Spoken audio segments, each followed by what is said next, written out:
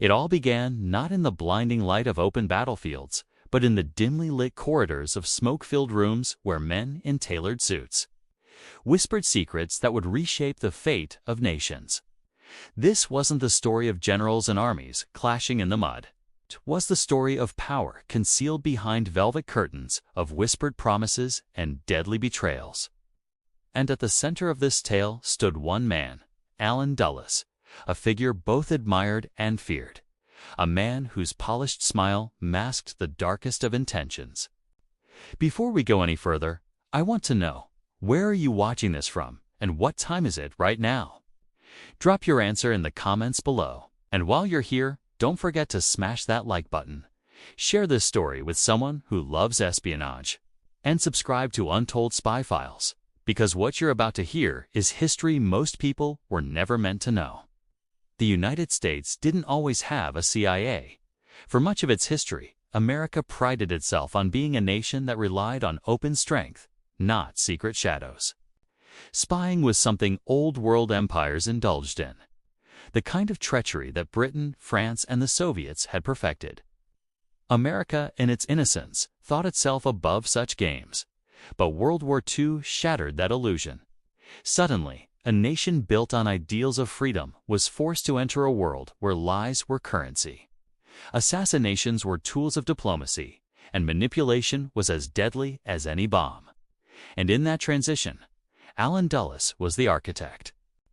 Born into privilege in 1893, Dulles was the very image of the American elite.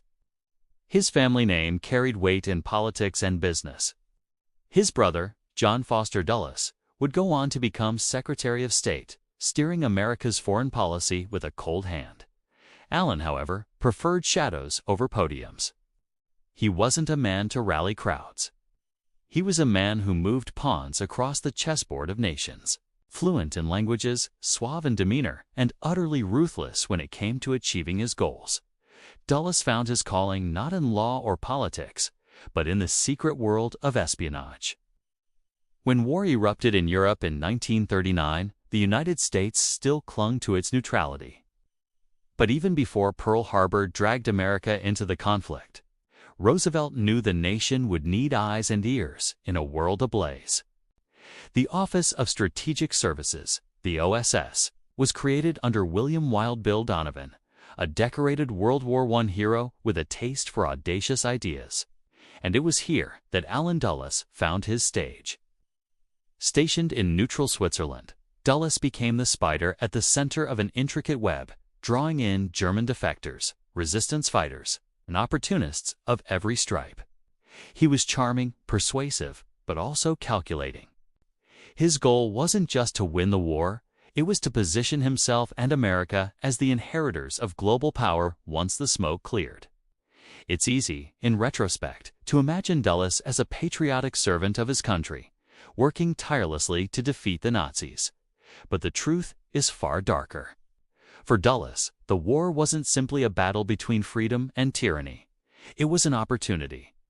He forged contacts not only with anti-Hitler resistance groups, but also with elements inside the Nazi regime who were already preparing for the Reich's collapse. His message to them was clear: surrender not to the Soviets, but to us. It was less about justice and more about power. Power to shape the post-war world.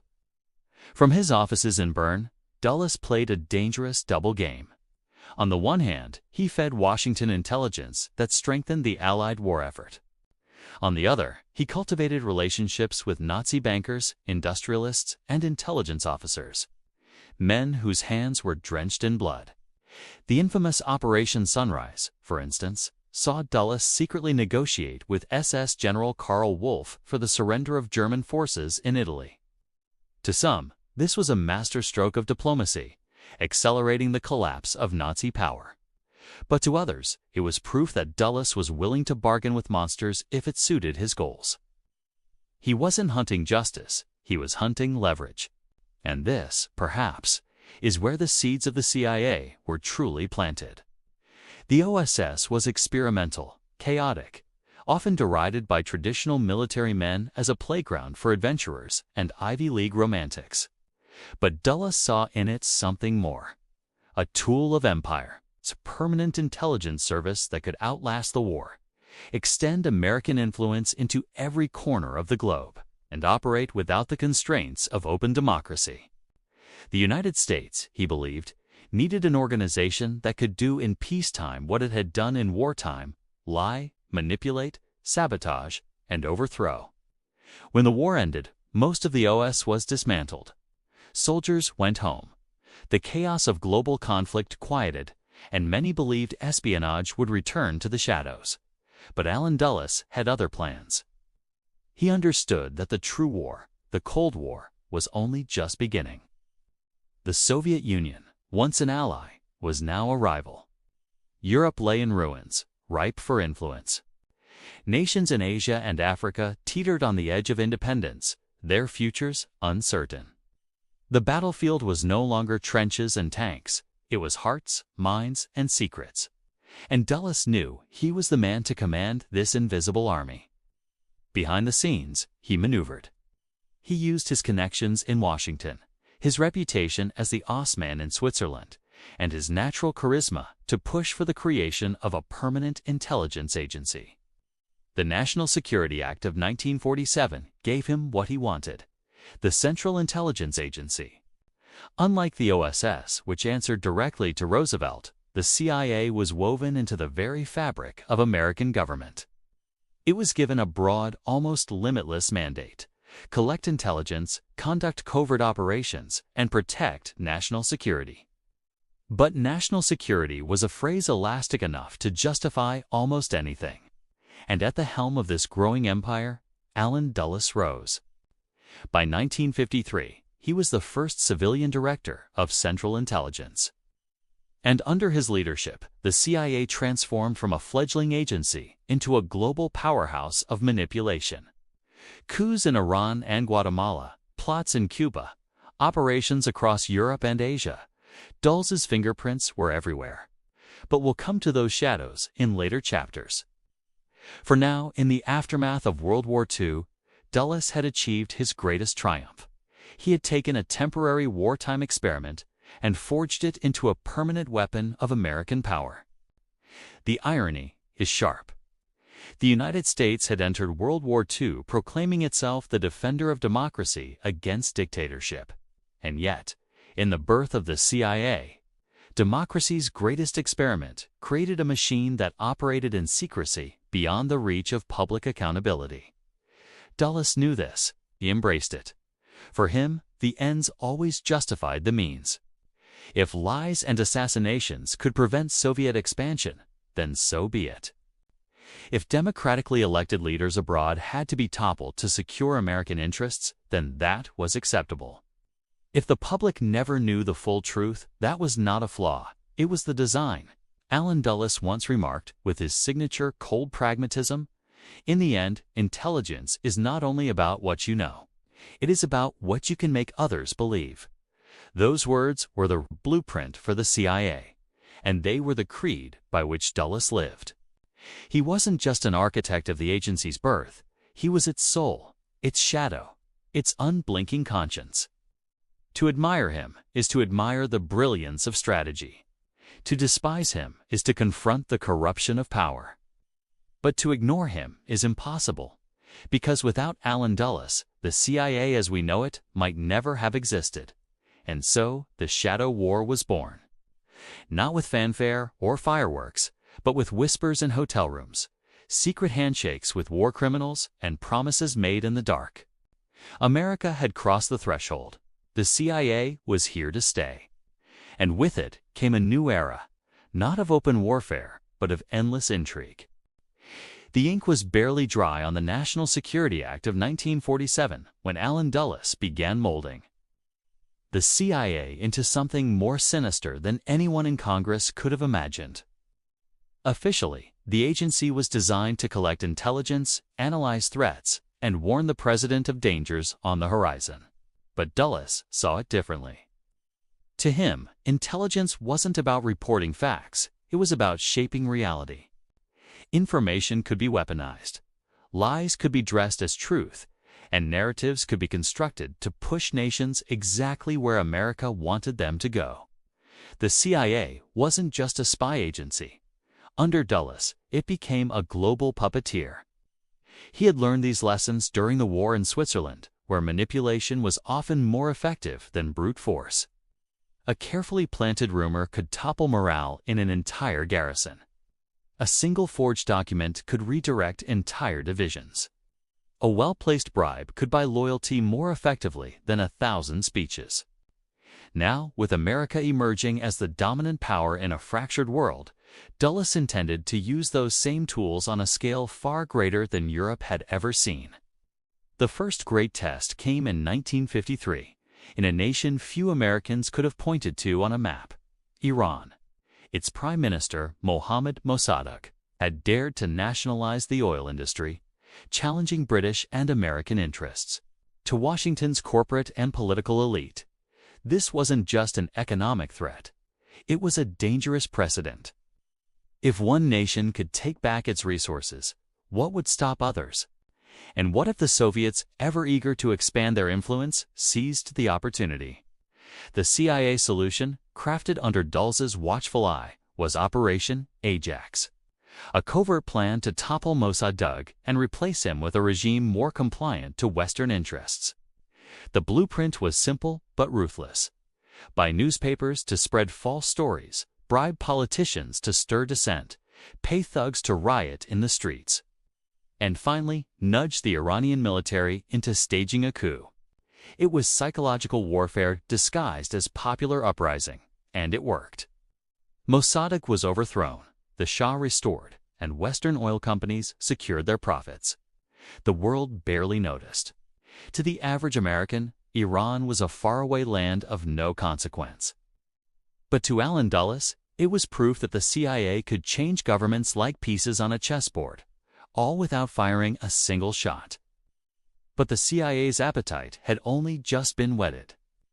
1 year later, in 1954, they turned their gaze to Guatemala. There, a democratically elected president named Jacobo Arbenz was implementing land reforms that threatened the holdings of the powerful United Fruit Company, an American corporation with deep ties to Washington. To Dulles, the equation was clear. Arbenz was not simply a reformer. He was a potential communist sympathizer, a danger to the hemisphere. Once again, the CIA orchestrated a campaign of misinformation, painting Arbenz as a Soviet puppet. They trained and armed exiles, staged psychological operations, and broadcast fake radio transmissions to make it seem as if a massive rebel army was on the march. In reality, the opposition was small and disorganized, but perception was everything. Arbenz, abandoned and isolated, resigned.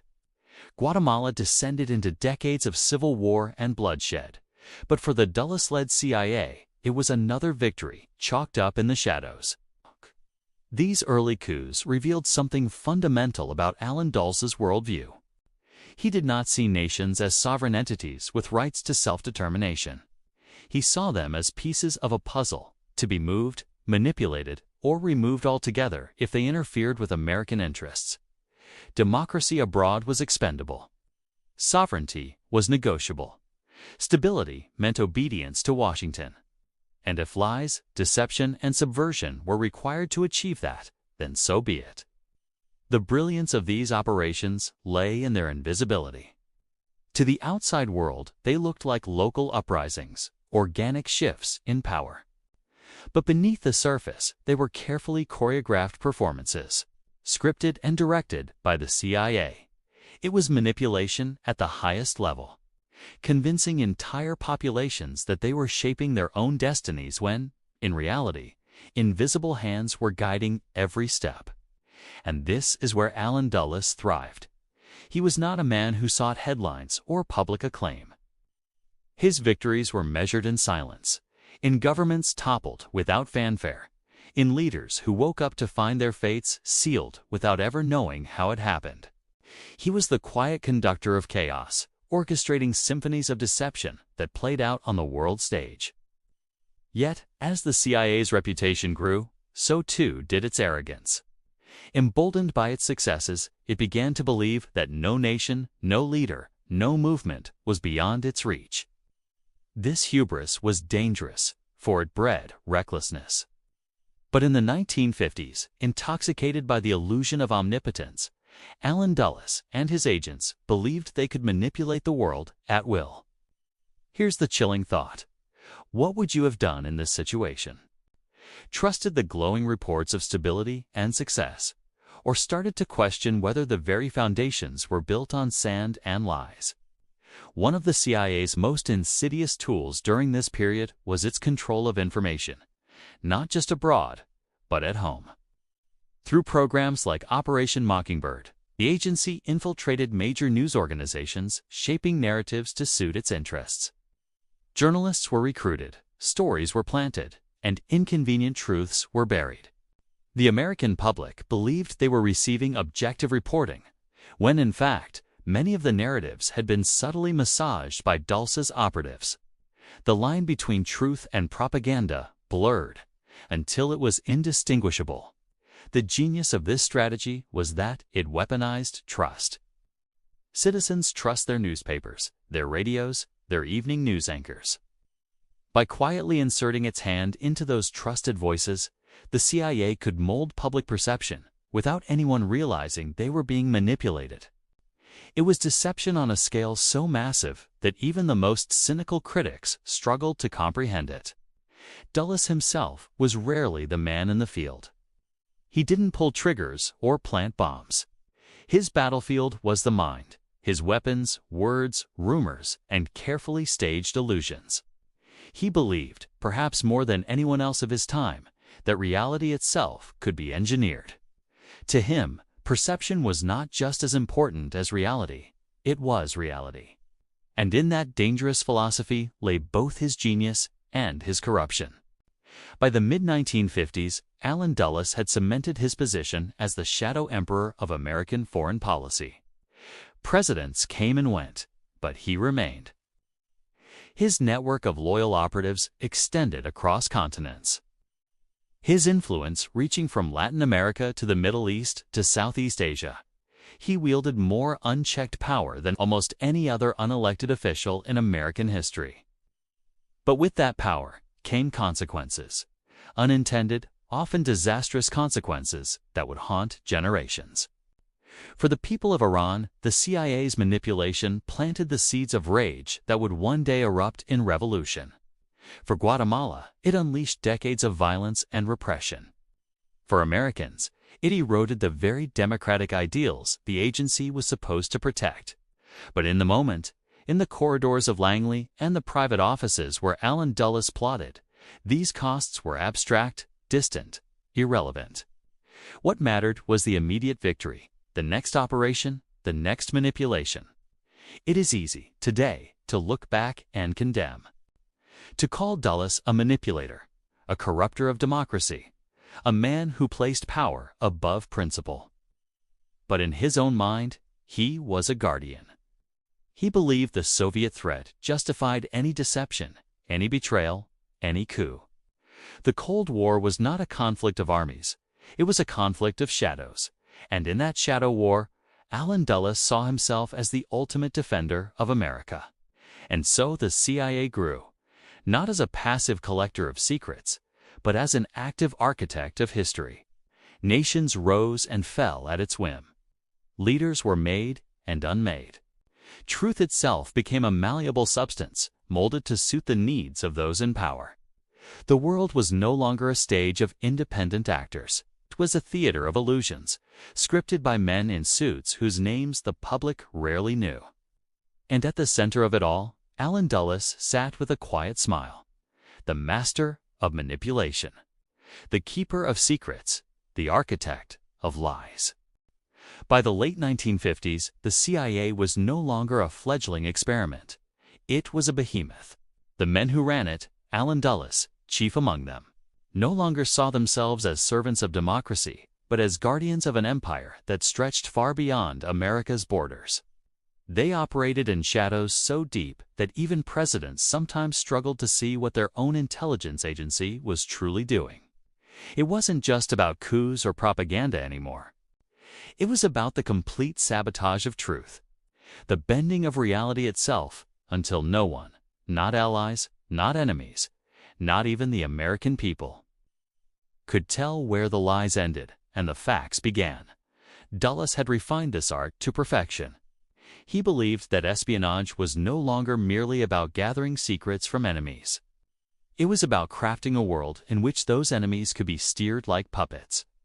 Sabotage, in the traditional sense, meant blowing up bridges or planting bombs in factories. But in the world Alan Dulles built, sabotage meant something far more insidious. Sabotage of belief, sabotage of trust, sabotage of the very idea of objective truth. One of the most chilling arenas where this philosophy came to life was in Eastern Europe. As the Iron Curtain fell across half the continent, the CIA launched covert operations designed to undermine Soviet influence. Radio Free Europe broadcast carefully curated truths to captive audiences, smuggling in Western ideals of freedom while omitting America's darker realities. Pamphlets, rumors, and staged incidents blurred into psychological warfare. At the same time, agents funneled money and weapons to resistance movements that were often doomed from the start. In Hungary, 1956, ordinary citizens rose in rebellion against Soviet domination, buoyed by whispers that the West might support them. They waited for help. None came. The rebellion was crushed, tanks rolled through Budapest, and thousands were killed. For Dulles, it was another experiment in shadow war. For those who died believing in false promises, it was betrayal of the cruelest kind. This was the hallmark of Alan Dulles' CIA. They encouraged hope, fostered illusions, and then stood aside when the cost of those illusions was blood. But the agency didn't measure morality in lives lost. It measured success and influence gained. Even failure, if it sowed doubt or fear, was seen as a victory. And then came Cuba, a small island 90 miles from American shores, that would test the CIA's confidence like nothing before. Fidel Castro's revolution had toppled the corrupt Batista regime, replacing it with a new socialist government that quickly aligned with the Soviet Union. To Dulles and his allies, this was intolerable.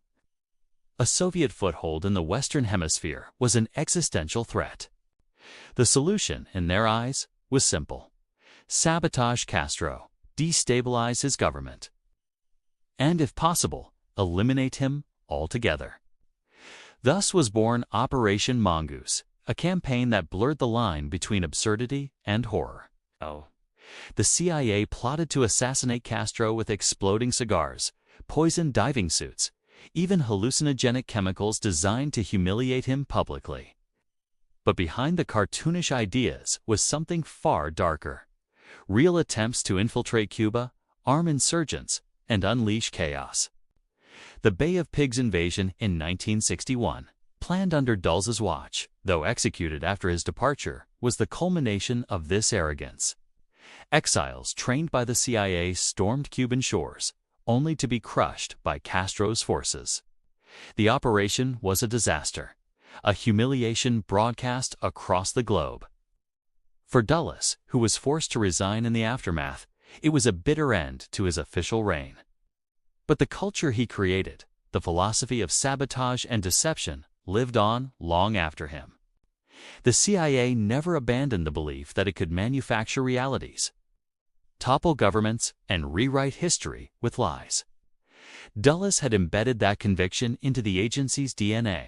By now, the lies were so thick, even the truth sounded like deception. What was real? What was fabricated? Could anyone, including the operatives themselves, still tell the difference? Do you think they still believed they were safe? Or was the end already closing in, even as they clung to the illusions they themselves had spun? Perhaps nowhere was this sabotage of truth more evident than in Project McUltra. In secret laboratories, under the guise of research, the CIA embarked on experiments that would later horrify the world.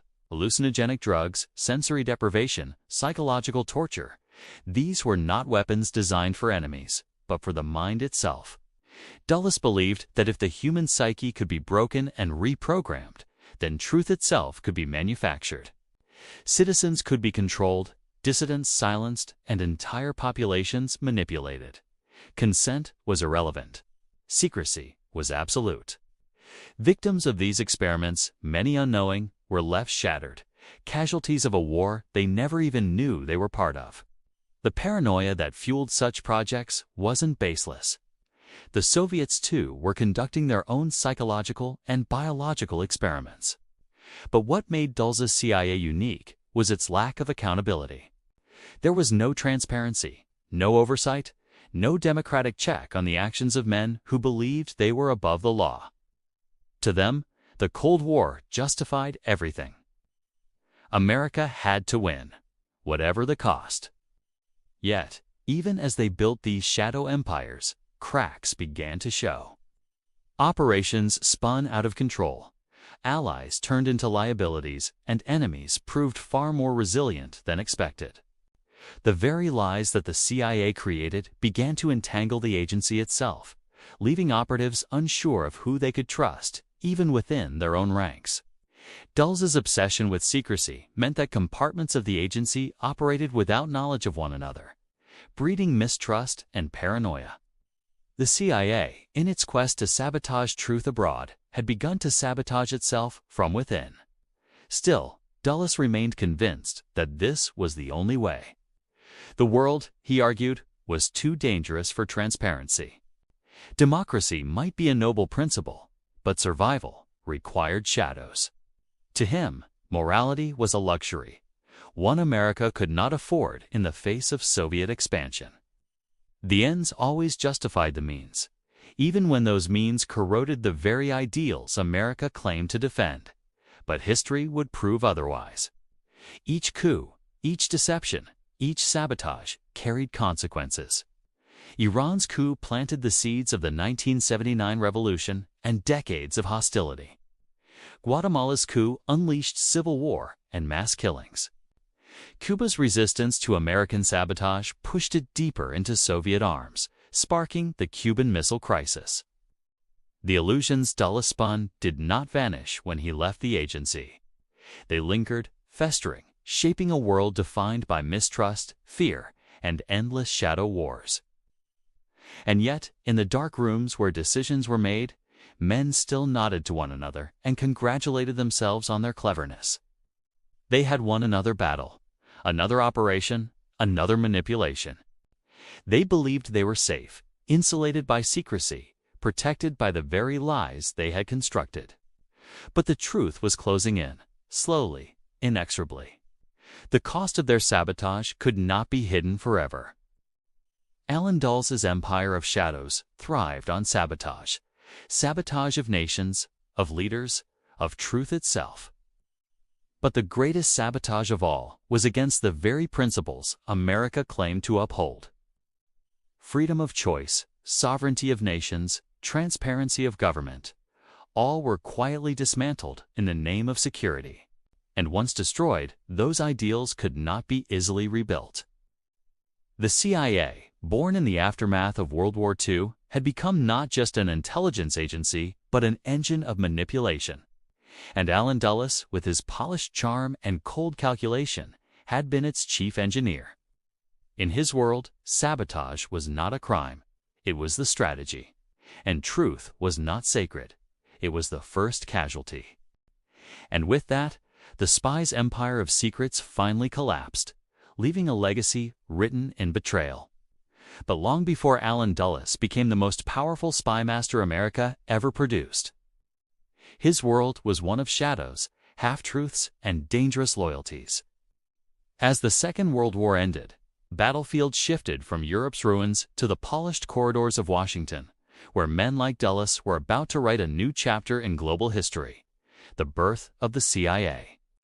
The Office of Strategic Services, or OSS, had been a wartime experiment.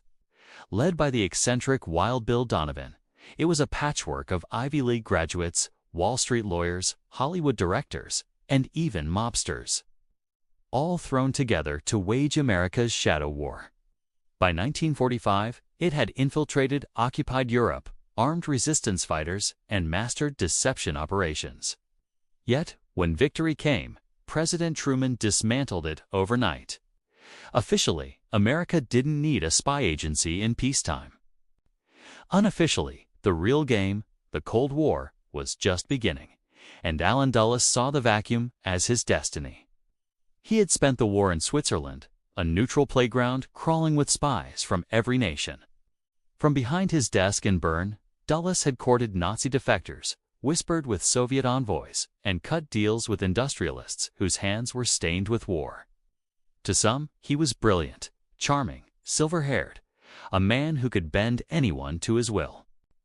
To others, he was dangerous, too willing to trade morality for advantage, too eager to treat intelligence work like a personal chessboard. Yet, one truth was clear. He had built a network of contacts that no one else in Washington could match. So when the OSS collapsed, Dulles was not left adrift. He waited. He plotted. And soon, the political winds shifted in his favor. Truman, once hostile to a peacetime intelligence service, realized that the Soviet Union was no ally but an adversary plotting behind the Iron Curtain. The Red Army occupied Eastern Europe. Communist parties grew in France and Italy. Stalin tightened his grip. America needed eyes and ears in this shadow war. And out of this need, the CIA was born in 1947. Dulles, though not its first director, was its spirit, its architect in the shadows.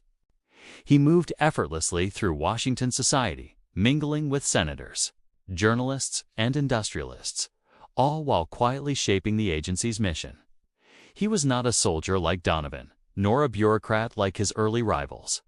He was something else entirely, a strategist of power, a man who believed America had both the right and the duty to manipulate the world. But the question lingered. Was Allen Dulles a patriot, or was he America's most corrupt spy master? His critics pointed to Operation Sunrise in 1945, when he secretly negotiated with SS General Karl Wolff in Switzerland, offering leniency to Nazis in exchange for intelligence against the Soviets. Officially, the war was still raging. Unofficially, Dulles was already planning the Cold War. Some of those Nazis later escaped prosecution, shielded by the very man who claimed to be defending democracy. It was a pattern that would repeat. Whenever morality clashed with strategy, Dulles chose strategy. The CIO he helped shape was not designed merely to gather information. No, it was built to act, covertly, ruthlessly, without fingerprints. Coups, propaganda, blackmail, sabotage. These became the tools of America's new empire of secrets. Under Dulles's watch, the CIA toppled governments in Iran and Guatemala, meddled in elections across Europe, and ran psychological operations to twist public opinion. Washington called it defending freedom, but to those on the receiving end, it was simply imperialism in disguise. Here, let's pause for a moment. Imagine yourself in that world, sitting at Dulles's desk in Langley, with reports flooding in from agents scattered across the globe. Each cable holds a choice: trust a source or sacrifice them, back a coup or risk losing an entire country to Moscow. What would you have done in his position? Trusted the world to self-correct or pulled the strings from the shadows, no matter the cost? Allen Dulles never hesitated. He pulled the strings. By the early 1950s, his reputation soared. He became CIA director in 1953 under President Eisenhower, and from that perch, he wielded power like no intelligence chief before or since. He had the ear of presidents, the loyalty of agents, and the invisible hand that shaped foreign policy itself. If the State Department was the voice of diplomacy, the CIA was the whisper in the dark, and Dulles was its architect. But power breeds corruption. His critics whispered that he blurred the line between national interest and corporate interest. Dulles had deep ties to Sullivan and Cromwell, the Wall Street law firm where he had represented powerful corporations, including oil companies and United Fruit. When the CIA engineered a coup in Guatemala in 1954 to protect United Fruit's holdings, many asked, was it about stopping communism or protecting his old clients? The pattern was undeniable. Oil fields, fruit plantations, industrial giants. The CIA's covert wars often aligned suspiciously well with the business interests of America's elite. To Dulles, it didn't matter. He believed America's dominance was synonymous with global stability. And if profits for the powerful came along the way, so be it. Yet beneath the surface, cracks were forming. Dulles's empire of secrets was vast, but not invincible. By the late 1950s, the Soviets scored victories with double agents and brutal crackdowns. Intelligence failures mounted. Still, Dulles pressed forward, convinced that the world was a chessboard and he was its master. Then came 1961, the Bay of Pigs. It was supposed to be Dulles's crowning triumph. A covert invasion to overthrow Fidel Castro in Cuba. Instead, it was a disaster. The exiled Cuban fighters were crushed on the beaches. The world watched America's shame unfold. President Kennedy, humiliated, turned on Dulles. The Master of Shadows was forced into the light. He was fired, the first CIA director ever dismissed so publicly. For Dulles, it was the end of official power, but not the end of his influence. Even in retirement, he lingered in Washington's orbit, advising, whispering, shaping. Some believe he still pulled strings behind the scenes that the CIA he helped build never truly let him go. When the Warren Commission was formed to investigate Kennedy's assassination, who was placed on it? Allen Dulles, the very man Kennedy had fired. To this day, conspiracy theories swirl. Did he protect the truth or bury it? By now, the lies were so thick, even the truth sounded like deception. The CIA had become a labyrinth, and Dulles its ghostly architect. And so the question remains, one we must ask ourselves even now. Was the birth of the CIA a story of patriotic necessity, or of corruption at the highest levels? Did Allen Dulles safeguard democracy, or compromise it for the sake of power? The answer depends on where you stand in the shadow war. What is certain is this: the legacy he left behind still defines intelligence today. The covert coups, the psychological games, the ruthless pragmatism, they all trace back to Dulles's vision. He built an empire without borders, an agency whose true power lay not in its budget or weapons, but in its secrets. And with that, the spy's empire of secrets finally collapsed, leaving behind a legacy written in betrayal and in blood. If this story kept you hooked till the very end, smash that like button. Share this video with someone who loves untold spy stories. And subscribe right now, because the next case we uncover might be even more shocking.